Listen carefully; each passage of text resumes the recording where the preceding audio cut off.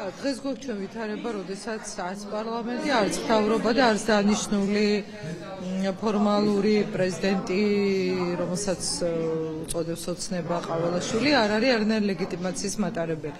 რომელ სასახლეშიც არ უნდა შევიდეს, მას ეს ანდოობა, რასაც აძლევს კონსტიტუცია არჩეულ პირს და რასაც ხალხი არჩევს, არ აქვს. შესაბამისად, ეს აქვს პრეზიდენტ სალომე ზურაბიშვილს.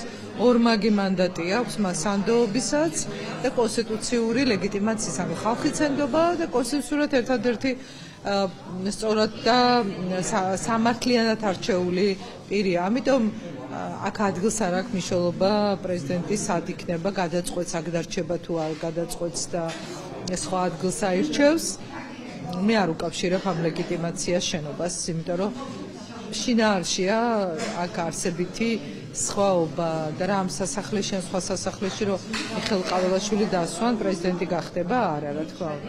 ასე უყურებ მე პირადად ამ საკითხს, თავად მაინც ბოლო მომენტში მიიღებს გადაწყვეტილებას და გადაწყვეტილებასაც მიიღებს, ის გადაწყვეტილება თავის ლეგიტიმაციასთან ერთად დარჩება.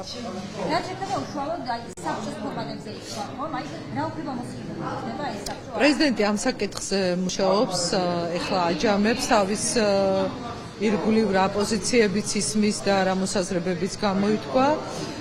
ეს იდეა, რომელიც გულისხმობს იმას, რომ არა მხოლოდ პოლიტიკური ძალების, არამედ საზოგადოების აქტიური ჩართულობით იყოს ასეთი ტიპის ერთობა.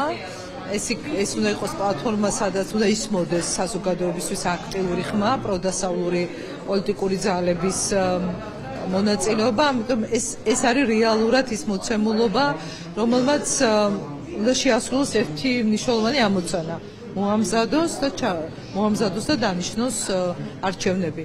საზოგადოების და პოლიტიკური ჯგუფების თანხმობით უნდა მოხდეს ეს. და მათ შორის საკითხები, რომელზეც პრეზიდენტს ექნება თავის პოზიცია, რა საკითხები უნდა იყოს წინაპირობად არჩევნების ჩატარებისთვის.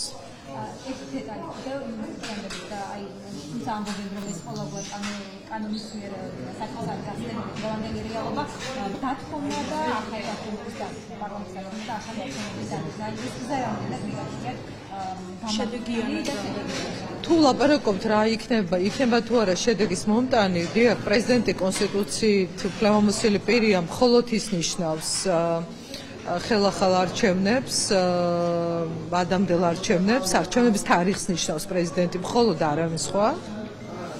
და პრეზიდენტი უფლებამოსილებაში წერია, რომ მას აქვს უფლება დაითხოვოს პარლამენტი, მაგრამ ჩვენ გვაქვს დღეს ისეთი კაზუსი, რომელიც არც ერთ ნორმაში არ წერია ასე სიტყვით, მაგრამ შეიძლება გამომდინარე იყოს კონსტიტუციური ლოგიკიდან. გვაქვს ვითარება, როდესაც კონსტიტუციის პროცედურებიდან გასულია დღეს მთლიანად პარლამენტის და მთავრობაც.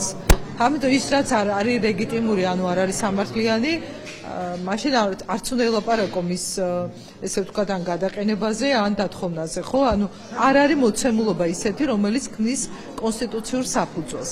ასე დროს აი პრეზიდენტი რო გამოაცხადებს მაგალითად ესეთ გადაწყვეტილებას, იქიდან შემხედრი პოზიცია რა იქნება? თქვენ ხო ხედავთ, რომ ის ხალხი მეორე მხარეს ქართული ოცნება ამ კონსტიტუციურ წესრიგს არ აღიარებს. ეს არის ძალიან არაორდინალური ვითარება. ამიტომაც შესთავაზა პრეზიდენტმა, რომ შევთანხმდეთ არჩევნების თარიღზე. აი ამ არაორდინალური და არანორმალური ვითარებიდან გამომდინარე.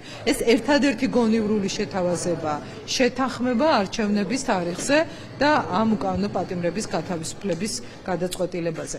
ეს არის ყველაზე სწრაფი შესათანხმებელი საკითხი.